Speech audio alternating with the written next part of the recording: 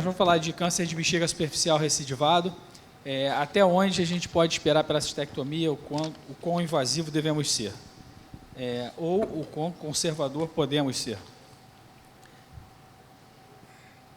Então, esse é o caso de uma paciente feminina de 57 anos, advogada, viúva, paciente bem magra, aquele perfil da tabagista, hipertensa, tabagista de 1 maço dia, está errado ali, é 52, é 22 anos, hipotireoideia, fez uma cirurgia de esterectomia em 2015. De medicações, ela faz uso de Diovan, Puran T4 e simvastatina.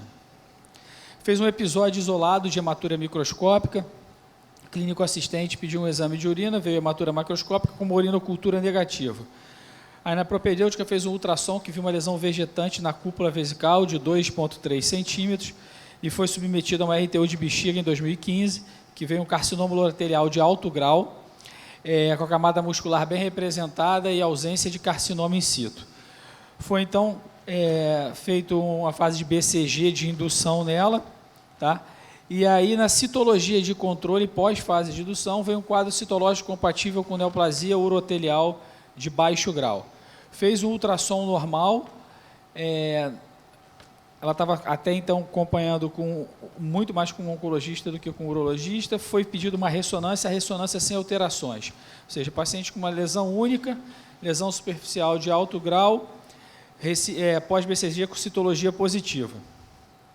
Então foi proposto uma cistoscopia armada, entre aspas, para ela, que foi visto uma lesão vegetante, uma recidiva no mesmo local, de 1,5 centímetros, esse exame foi o que fiz, e ela tinha aquelas alterações como se fosse uma cistite bolhosa bem no trígono vesical. Antes do procedimento foi colhida uma citologia e foi feita a ressecção da lesão e dessa possível cistite bolhosa. Aí está o resultado da citologia, a citologia veio um quadro citológico compatível com neoplasia urothelial de baixo grau. O laudo histopatológico veio uma lesão, a lesão de teto vesical, que era a suposta recidiva, veio um carcinoma in situ, um carcinoma urothelial de alto grau não invasivo, carcinoma in situ. A muscular própria foi identificada e alterações reacionais, provavelmente relacionadas ao procedimento prévio. A lesão no trígono não tinha evidência de carcinoma, a amostra muscular bem identificada, que não tinha tumor, né? Então, recapitulando, uma paciente de 57 anos, tabagista, uma lesão em trígono, fez RTU, a RTU veio uma lesão de alto grau, com muscular não acometida, ausência de carcinoma in situ, fez o BCG, logo depois da indução, citologia positiva, recidivou no mesmo local com um carcinoma in situ e o restante normal. Então, para a gente dar continuidade aqui, chamar o nosso primeiro lutador, doutor Álvaro Sarquis, para ele poder defender o ponto de vista. Obrigado, professor. Bom, primeiramente eu gostaria de agradecer a todos da comissão organizadora, esse orgulho de estar aqui com vocês. Eu estou aqui no Red Corner enfrentando nosso digníssimo Fernando Vaz, uma das coisas muito difíceis de fazer para defender, não fazer a cistectomia precoce naqueles pacientes que têm câncer superficial de bexiga de alto grau recidivado. Então, assim, quando você considera o tamanho dessa discussão e do meu oponente, é assim que eu me sinto em relação ao tamanho físico, né? Então, aqui sou eu, embaixo está o doutor Fernando Vaz, mas em relação ao conhecimento e intelecto é o oposto. Eu me sinto muito pequeno perto do Fernando Vaz, que foi um dos grandes mentores da urologia nacional, sempre tem ensinado a gente, desde que eu nasci na urologia, ele já palestrava e sempre ficou ensinando a gente uma série de coisas. Quando a gente se depara com um tumor de recidivado, principalmente pós-BCG, a gente tem uma situação muito interessante. Você não sabe exatamente como o paciente vai evoluir, se você vai comemorar com uma champanhe, se você tem que levar uma coroa de flores para aquele paciente. Agora, uma das coisas que é interessante saber, quando você faz a ressecção e você ainda encontra um tumor de alto grau, que não é o caso dessa paciente, esses pacientes têm uma chance de progressão e óbito muito maior. É aquela regra de 1/3. 1/3 continua sem evidência de doença, 1/3 progride, 1/3 morre da doença. Outras coisas que são importantes ter relacionado, ela tem carcinoma in situ, aparentemente focal, e eu não sei se sintomático ou não, são coisas importantes para saber a chance o prognóstico desses pacientes também, além de que, depois, na primeira cistoscopia, se esse paciente continua com TA e T1 de alto grau depois do tratamento de indução, esses casos são casos que têm uma chance de progressão que pode chegar até 44%, dados históricos, e óbito da doença em 1/3 desses pacientes. Então, a gente não está lidando com uma brincadeira aqui, a doença superficial de alto grau, uma doença com alto potencial de progressão, e a gente tem que tomar bastante cuidado. Quanto maior o número de recidivas e de tratamentos que você faz, você não consegue controlar a doença, maior a chance que você tem de progressão e de metástase da doença causada. Depois do primeiro ciclo de BCG, 7% a 5%, segundo 11% a 14%, 50% dos pacientes, quando você vai na terceira sessão de BCG, porque não houve resposta, você acaba tendo desenvolvimento de metástase, e a gente sabe que em câncer de bexiga de alto grau com metástase a coisa não vai bem. Quais são aqueles pacientes que você então poderia evitar a cistectomia? São aqueles pacientes que têm tumores pequenos, que aparentemente é o caso dessa paciente, unifocais. A recidiva ocorre em prazos muito longos, não aquela recidiva que você faz. Tem pacientes que você já faz na ressecção, você já vê novo T1 de alto grau, aí você faz de novo, vê outro T1, você faz uma nova indução, doença, carcinoma in situ, extremamente sintomático. Esses são aqueles pacientes que você não pode perder tempo para não perder a chance de cura desses pacientes.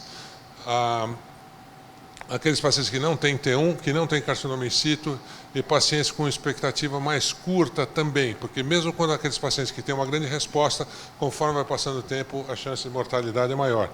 Quais são aqueles pacientes que você não deve esperar e fazer a cistectomia de imediato? São aqueles tumores grandes, T1, com carcinoma in situ difuso, sintomáticos, T1 de alto grau em divertículo, também é difícil você contornar e deixar esse paciente R0, né? Recidivas rápidas, progressão muito rápida da doença, pacientes com expectativa de vida acima de 15 anos, como eu já falei, a taxa de progressão é maior, o envolvimento da próstata, lesão residual extensa, você não consegue ressecar de tão importante, invasão vascular também confere um prognóstico adverso para esses pacientes, hidronefrose e outras variantes histológicas, principalmente micropapilar, epidermoide e pequenas células. Então, só para vocês terem uma ideia, só para jogar um pouco de poeira nessa história, que assim a recidivou, temos que operar, aqueles estudos clássicos que mostram que uma cistectomia precoce em tumor superficial ela é melhor e tem menos mortalidade, o número de pacientes é pequeno, a grande maioria desses pacientes foi operado até 2 anos, e isso pode ser exclusivamente porque os pacientes recidivaram com mais frequência nesses primeiros 2 anos e eles tiveram um prognóstico melhor e foram operados mais cedo do que os outros pacientes. Quando a gente olha o tempo de cistectomia nessa série histórica do Memória, comparando 1980, os pacientes tratados entre 80 e 89 versus 2000, 92 a 2004, aqui tem 307 pacientes do lado esquerdo, e a mortalidade foi de 60% a mortalidade global. Do outro lado, quando você olha a morte pela doença, foi bem menor no grupo tratado com cistectomia, mas quando você compara a mortalidade desses dois, a mortalidade global foi maior no grupo tratado com cistectomia. Vejam vocês, o índice de mortalidade global, logo no início, nos primeiros 3 anos, é maior. Você não tem quase mortalidade por outras causas no grupo tratado no grupo tratado com ressecção e BCG, mas existe mortalidade por outras causas. Cistectomia também pode fazer mal para os pacientes. E vejam vocês, o BCG sempre tem uma chance de curva, mas é muito interessante que mesmo quando você faz cistectomia para T1 e a curva de cima, a curva branca, nos primeiros 3 anos você tem uma grande porcentagem de pacientes que acabam evoluindo com progressão da doença, que é a mesma coisa que ocorre quando você faz o BCG, só que aí você estabiliza, e quando você faz o BCG você tem que definir qual é o paciente que você vai seguir com cistectomia, você tem um prazo aí para definir qual é a melhor terapia. De todas as terapias agora, a imunoterapia tem feito parte dessa situação. Ainda nos guidelines iniciais, quando você tem tumor recorrente de alto grau e etc., esse é o guideline da EUA, é o caso índice número 5, recomendação padrão é realmente a ressecção, cistectomia seria uma recomendação alternativa. Quais são as perspectivas, então, para tratar esses pacientes? o aparecimento de biomarcadores moleculares de resposta ao BCG, essas novas terapias, a medicina de precisão agora com toda essa parte molecular ligada que vocês já ouviram falar hoje, a sequência de drogas, você utilizar mais de uma droga e de um tratamento de poliquimioterapia nesses pacientes, e o segmento adequado de acordo com o potencial biológico de progressão da doença e eventualmente até com biópsias líquidas, de urina, etc., para a gente ter o melhor segmento desses pacientes, são coisas que estão vindo à tona rapidamente. Obrigado. Discutir com o Dr. Álvaro, discutir com o médico do futuro, e nós estamos no presente. Isso ele já mostrou, isso era uma coisa muito fácil. Quando eu dividi o consultório, eu, o Paulo Rodrigues e o Pedro Paulo Saerp, isso é o que a gente tinha. A gente tratava os doentes, se era infiltrante, a gente tirava bexigas, antes de irradiava, fazia uma época, chamava-se 3.000 heads, eu não sei como é hoje, não faz mais isso hoje, e naquela época você tirava a bexiga de quem era infiltrante, e você tratava com cotiotepa, que não era infiltrante, e eu e o Paulo e o Pedro Paulo ainda dava tempo da gente sair e comer um salaminho, quando era permitido, no bar do Português em frente. Esses anos mudaram. Esses anos mudaram e hoje você tem uma patologia muito mais informativa. A citologia urinária era uma dificuldade hoje comum, muito novas drogas, e nós estamos muito melhor, ou isso é uma doença muito grave? Eu peço licença a mostrar 2 casos rápidos. Esse é um caso que tirei do consultório os 2 a semana passada. Eu vi esse doente em 2007, ele foi mandado porque ele tinha um tumor do bacinete, o tumor era um carcinoma pequeno, tinha 2 centímetros, vocês veem ali, ele não era infiltrante, ele era um tumor local, mas ele tirou, e como ele tinha um tumor de urotélio, eu resolvi fazer cistoscopia anual. E ele teve, em 2008, uma lesão superficial não infiltrante, em 2009, uma lesão superficial 3 não infiltrantes, e aí nós usamos BCG nas 2 vezes, o BCG já tinha surgido. Em 2010, ele voltou a ter tudo com citologia negativa, lesão de aspecto não infiltrante. E aí a gente pegou e resolveu fazer uma conferência com oncologia. Eu tenho a felicidade de ter o consultório em frente à Oncologia DOR. É muito fácil para mim atravessar a rua e conversar. E fizemos um esquema de manutenção. E o doente continuou com isso. Quando apareceu uma lesão de alto grau, em 2012, eu propus uma cistectomia, ele não quis. E aí usamos para gencitabina, que era a droga da moda no momento, usamos gencitabina lá dentro. A doença continuou a voltar. E voltou outra vez aqui. E em 2013, eu agora tenho uma lesão infiltrante, consegui convencer o paciente, a oncologia DOR, todo mundo fez uma cistectomia. Ele tinha 5 lesões na bexiga, todas elas superficiais, uma de alto grau. Limite do ureter livre. Está curado? 3, 4 anos depois, ele apareceu com um pólipo na uretra, que eu tirei por via endoscópica, e ele muito satisfeito. E agora, ele foi fazer um ultrassom de controle, ele nunca teve um tumor infiltrante, e ele tem uma lesão no peritônio e uma lesão no fígado, metastática, com imunohistoquímica de carcinoma urotelial. Nunca teve uma lesão infiltrante. Esse é um paciente que foi operado por um urologista do Rio, muito competente, fez 2 ressecções endoscópicas nele, ele fez uma citologia que era duvidosa, e na 3ª vez ele achou que a próstata estava obstruindo e fez uma ressecção endoscópica da próstata junto com a 3ª lesão e encontrou um papiloma intraductal, carcinoma papilífero intraductal, e aí em 2 fragmentos de 28. Quando eu vi, por opinião, eu pedi para rever a lâmina, achei isso uma coisa estranha. Quando a lâmina foi revista, ele tinha agora a confirmação, eu indiquei uma cistectomia. Ele atravessou a rua, foi uma reunião complicada, mas você tirar a bexiga de um sujeito que está sem tumor nenhum e que tem 63 anos de idade, a gente fez, então, uma nova cistoscopia e ele tinha carcinoma não infiltrante.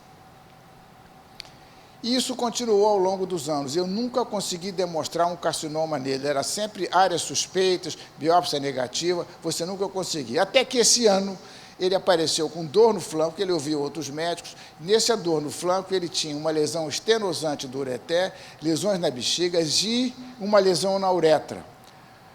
Ele tinha uma lesão na uretra, tinha uma lesão múltipla na bexiga e uma lesão no ureter estenosante. Aí eu convenci ele, fiz uma uretrectomia, uma ureterectomia, uma cistectomia, uma prostatectomia e um Bricker. Todos os limites cirúrgicos foram livres. Isso é a peça global. E o tumor da bexiga era um tumor pequeno, uma invasão muscular. O outro da uretra era um carcinoma invasivo e o do ureter da adventícia. Ele está curado? Provavelmente não. O que eu acho agora? A doença superficial, que a gente achava que era fácil, às vezes é muito grave. As drogas estão todas ali no horizonte, mas nenhuma chegou até agora para a gente ter certeza que ela vai funcionar. Radioterapia, às vezes até induz esse superficial. Cistectomia é sempre uma operação muito complicada de fazer. Na década de 70, quando eu tratava sozinho com o Paulo, era muito fácil. Tinha algumas dúvidas. Agora a gente continua a ter dúvidas, apesar de ter sempre uma reunião com urologia, oncologia, radioterapia, patologia. Nessa doença eu só tenho uma certeza: o futuro não chegou. O que a gente viu aqui vai chegar, mas não chegou. Agora não existe que você possa sacar do bolso nenhum exame que te diga é a hora de tirar a bexiga. Não existe nenhum exame que faça isso. Um paciente jovem, com expectativa de vida longa, você deve considerar a cistectomia. Especialmente se o tumor estiver mudando de G2, G3, porque a insistência em tratamento não radical, às vezes, custa a vida do doente. Muito obrigado.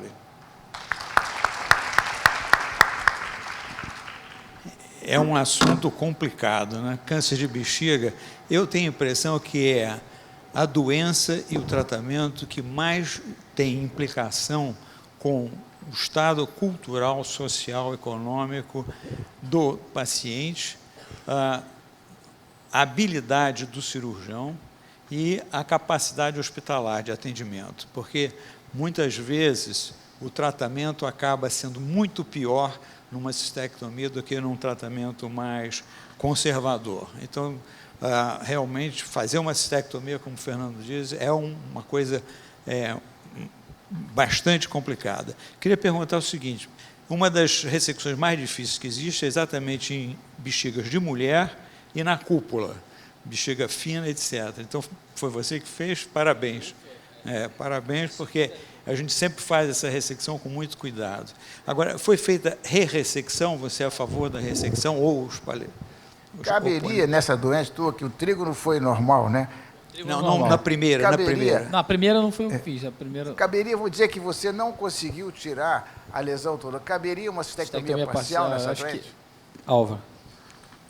Eu quando eu estava no Memória, eu justamente vivi essa época. A gente observou que a grande parte das recidivas se davam 60%, 70% das recidivas ocorriam no mesmo local. E a gente ficou interessado em saber por quê. Tinha dois estudos, um do Stockholm, não sei se você conhece o alemão, e um da USC. E aí a gente ficou pensando por que seria isso. Será porque a gente não resseca direito a doença ou porque desperta alguns fatores de crescimento ali que favorecem a implantação de células circulantes quando você faz a ressecção.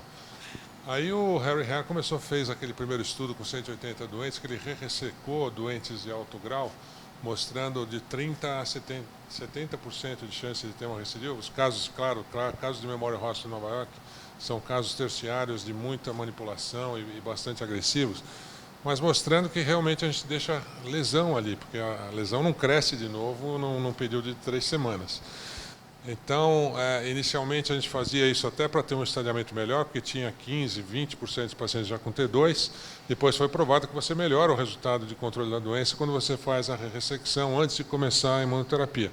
Então, eu faço ressecção sempre em pacientes de alto grau, só se for um tumor não invasivo de lâmina própria ou superficialmente não invasivo de lâmina própria, de alto grau, mas que pequeno. O resto eu sempre faço a ressecção. Uma outra coisa que eu acho que a gente tem que ter em mente quando lida com carcinoma in situ é identificar bem o carcinoma in situ e a área de extensão. A gente tem que ressecar o carcinoma in situ, porque tem áreas de infiltração. Ele é um dos tumores que mais progride localmente, a gente tem que ressecar para ter a patologia grande. Uma das observações que eu queria fazer em relação à sua patologia, muitas vezes a célula ela perde tantos fatores de adesão que quando você faz a biópsia você não encontra mais tumor. Você só encontra a membrana basal, por isso que a pessoa tem muita dor, porque ali já tem nervo, né? Então, às vezes você faz biópsias ao acaso em áreas vermelhas e não acha nada, às vezes é porque o tumor é muito agressivo e é um carcinoma in situ que merece preocupação. Uma pergunta que eu faria houve uma recidiva exatamente no local, então a pergunta, se fosse um paciente de mais risco, se valeria uma cistectomia parcial, no sentido de preservar essa bexiga, e se faria, ou se vocês fazem, biópsias aleatórias para ver se tem carcinoma in situ em outras partes, para preservar a bexiga. Se essa biópsia aleatória é rotina ou não. Pedro, eu acho que biópsia aleatória, cistectomia parcial, biópsia aleatória a frio é obrigatória. Eu não faço não só antes, mas como na hora da parcial eu repito a biópsia das margens a frio, para ver se vai fazer uma parcial é válida. E o doente assina aquele consentimento que, se não conseguir fazer parcial, vai fazer total. Mas é sempre uma operação tentadora. Quer dizer, eu não tenho um dia do ano que eu não tenho uma cistectomia no hospital. E assim que eu perdi os cabelos, ao perder o cabelo, todo dia é uma preocupação. Eu acho que a gente tem que achar uma maneira de delimitar o tumor. Esse a gente tira, como faz no estômago, como faz no duodeno, mas na bexiga, eu não sei. A doença superficial, quando ela é grave, ela é, a meu ver, mais difícil de tratar do que a infiltrante, porque você só tem variáveis que você não consegue julgar. Eu, na realidade, não uso nunca, só uso para tumores ou de outra histologia e para tumores em divertícula, cistectomia parcial. Sempre faço a ressecção endopélvica e biópsias ao acaso. Inicialmente, principalmente quando tem alguma área suspeita, pacientes com sintomas importantes e que você acha que aquilo não é um tumor de baixo grau. Se for um tumor de baixo grau, aí eu não faço mais biópsias ao acaso. Se for um tumor de alto grau, aí sim, numa ressecção, aí eu faço uma amostragem de toda a bexiga. Esse caso, Álvaro, dentro do que você colocou dos critérios de indicação de recidiva precoce, quer dizer, ela é uma paciente jovem, né, 57 anos, tem carcinoma in situ associado. Por outro lado, é uma paciente assintomática, lesão única, teoricamente uma lesão pequena. Como é que a gente faz para poder pesar, tendo um dos critérios, você já se sente confortável de indicar a cistectomia? Porque, como o doutor Fernando colocou, a gente no consultório é um dilema que a gente enfrenta, a paciente jovem, ativa, e ela não estava assintomática, o tumor foi diagnosticado na citologia pós-fase de indução de BCG. Então, como é que você pode orientar a gente desse? Infelizmente, a gente não tem um dado concreto assim. Eu acho que uma paciente jovem, assim, assintomática, né, com poucos sintomas, eu faria o BCG e observaria, mas já exporia a necessidade de uma cistectomia, que seria até uma situação inicial para ela. Os pacientes mais jovens recuperam com muito mais facilidade que os mais idosos. O paciente de 20 anos, logo ela está equilibrada, só que ela vai ficar com uma derivação por um tempo muito prolongado, com chances de ter outras complicações. A gente não tem uma resposta clara. Eu daria uma chance para ela, mas eu não deixaria de fazer uma cistoscopia e exames de imagem a cada 3 meses. Deixa eu fazer uma pergunta aqui a você. Ela foi operada por tem 2 tipos de ressecção. O Memorial faz ressecção em todo o mundo, porque os doentes são mandados para lá de toda a comunidade em volta e provavelmente tem uma grande chance da primeira ressecção ter sido incompleta ou feita de maneira deficiente. Quando a ressecção é feita por um camarada habilidoso que tem experiência com aquilo, se você fez a sua ressecção, a necessidade de ressecção na sua cabeça é menor. Até porque não é tão fácil no Brasil você trazer o doente repetitivamente para fazer isso. Mas nessa doente, ele foi operada por um médico que sabe o que está fazendo e que é experiente nisso. Fez o BCG, voltou lá, e o tumor voltou e estava lá presente. Você faria o segundo ciclo de BCG nela? Você usaria gencitabina? Você faria uma droga nova? Ou você tirava a bexiga dela? Então, as situações são diferentes, porque no início ela tinha um tumor de alto grau, com alta chance de progressão, e depois ela tem um tumor de baixo grau. Que provavelmente a citologia veio de baixo grau, mas a peça veio de alto grau. A peça da RTU, pós o BCG, veio de alto grau. Então, eu tenho um pouco de dificuldade em entender, porque assim, citologia em baixo grau não dá 15% de positividade. Então, assim, é difícil você caracterizar uma descamação de células benignas de uma citologia em baixo grau não existe. Ou é tumor foi de alto grau, a recidiva foi de alto grau. A citologia de baixo grau é uma coisa complicada, porque pode ser descamação de células normais, ela tinha uma cistite, você manipulou, pode ter descamado ali, eu não valorizaria muito isso aí. Agora veio alto grau sem infiltração. Veio alto grau depois do BCG e depois da ressecção feita por um cirurgião que tem experiência no assunto. Você deixa a bexiga dela lá, deixa toda a bexiga, tira um pedaço. Deixa eu só relembrar uma coisa. Ela fez a ressecção, fez o BCG... Fez a ressecção com o primeiro urologista, foi feito um BCG. Aí acabou a fase de indução, na citologia de controle da fase de indução veio uma citologia positiva, exames de imagem normal. Aí foi feita uma cistoscopia armada, onde foi identificada uma nova lesão, foi feita a ressecção completa e essa ressecção veio um tumor de alto grau. Que tamanho? 1,5 centímetros. Ela tem um tumor pequeno ainda, unifocal, recidivado, que eu faria uma ressecção para ter certeza que ela não tem doença na base e começaria daí com uma nova fase de indução, sabendo que já tem... ela é uma paciente super jovem, né? 57. Uma paciente jovem, ela tem uma chance aumentada de ter progressão. Eu já explicaria para ela... Ela tem biópsias, ao acaso, negativas, né? Eu já discordo de você. Ou eu tirava um pedaço da bexiga dela, ou eu tirava a bexiga dela. Pois é, era essa a pergunta que aproveitando... Que é uma ótima opção, desde que ela aceite as aproveitando a presença de vocês, papel e quando usar com marcadores tumorais.